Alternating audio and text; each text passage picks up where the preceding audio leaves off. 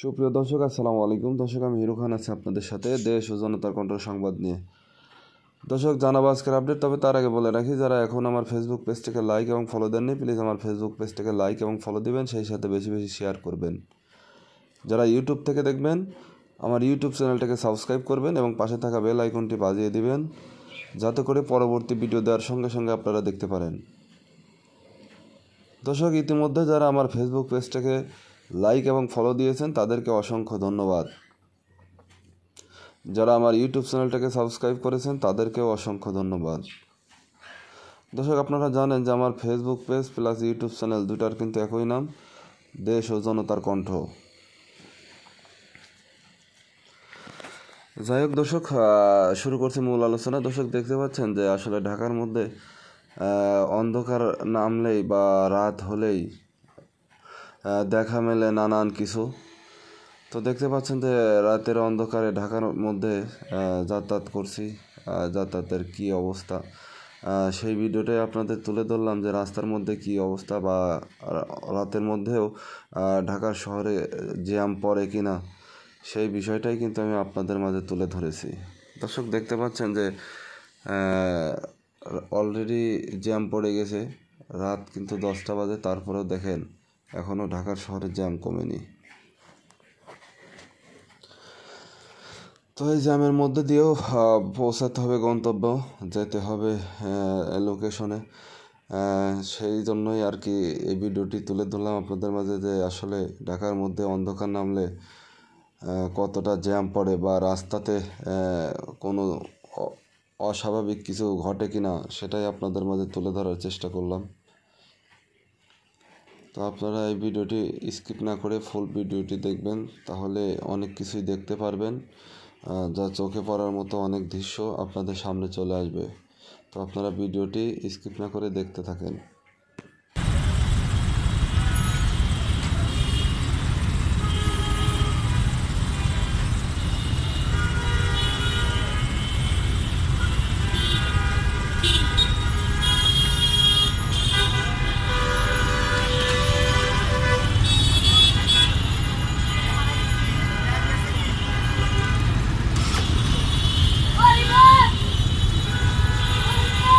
মামা, এ বিক্রি করে কি সংসার চলে? মোটামুটি চলে নাকি? কোনো রকম চলে। হ্যাঁ, তার কারণ এগুলা কয় টাকায় বিক্রি হয়? আল্লাহ আল্লাহ আল্লাহ। সারা রাত বিক্রি করেন? 3টা-4টা বেজে? বাপ রে বাপ। যাক, তারপরেও যদি আল্লাহ সৎভাবে ইনকাম করা, এটাই এলো আল্লাহর কাছে লাগুন খুশি।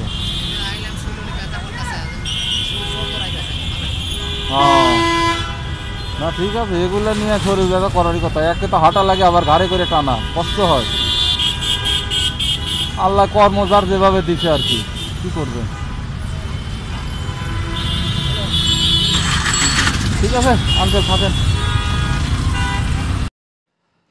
তো দর্শক, দেখতে পাচ্ছেন যে আসলে ঢাকার শহরে মেন রাস্তা বা হাইওয়ে যে রাস্তা রয়েছে, এই রাস্তাতে কিন্তু রিক্সা থেকে শুরু করে আপ টু হাই কোয়ালিটির যে বাসগুলা বা হাই কোয়ালিটির যে যানবাহন আছে সেগুলোও কিন্তু চলে।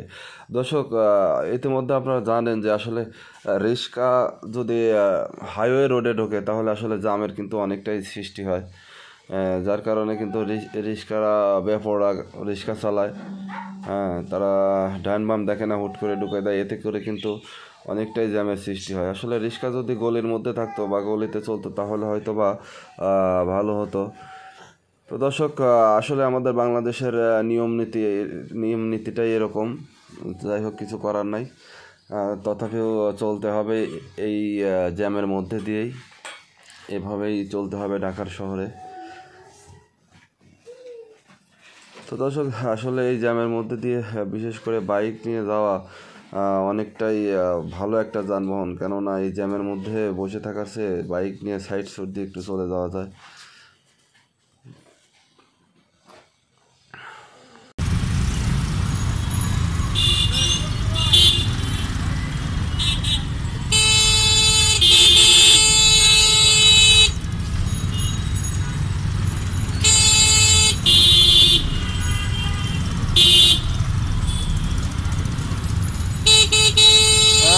দিও না রিক্সা।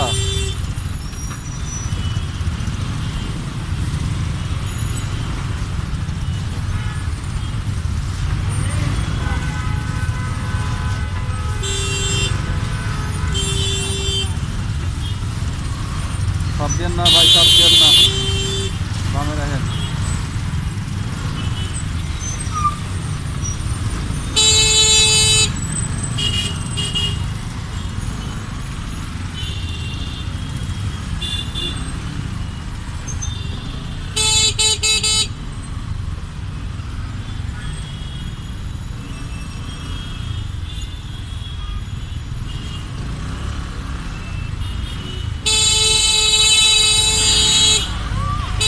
যান যান যান।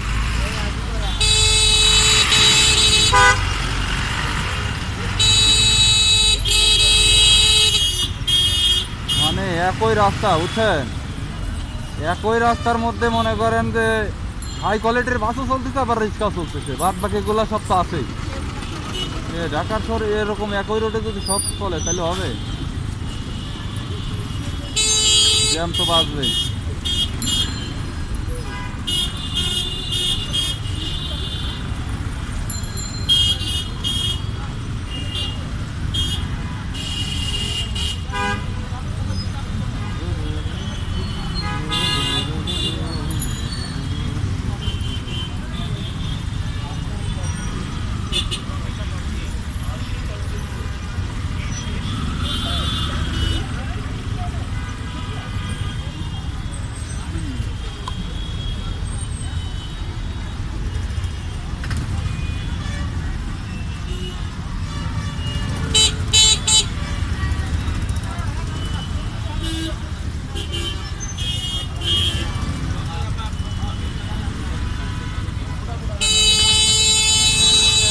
পারবা পারবা, না পারলে দাও আমি যাই।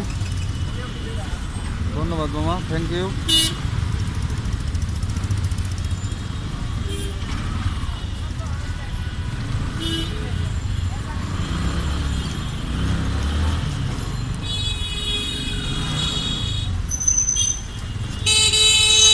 মামা ডাইনে চাপ দিও।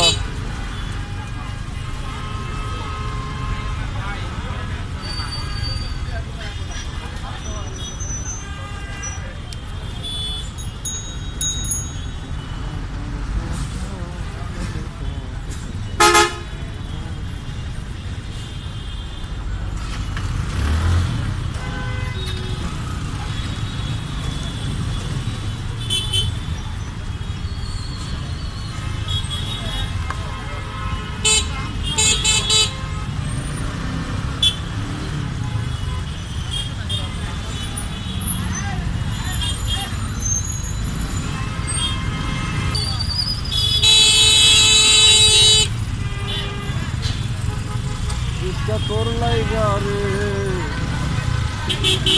ওরে ফাই কপাল।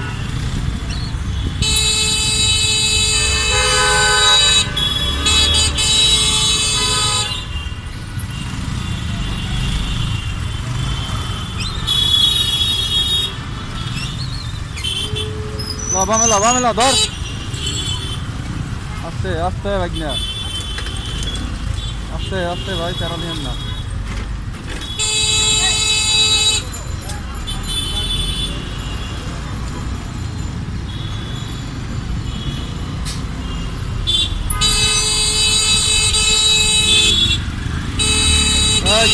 ডাইনে চাপ দিও না।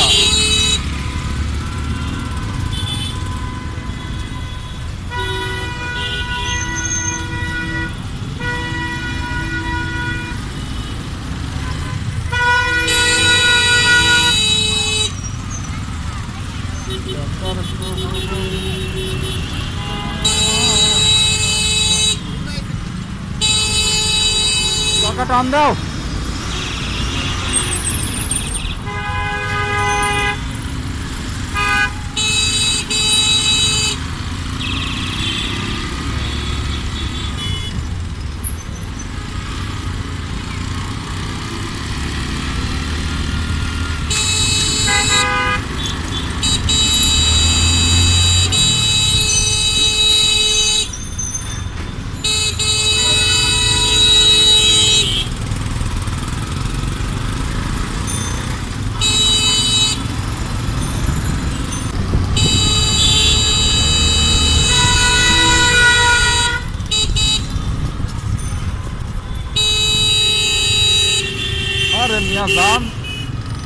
মধ্যে আবার থামে।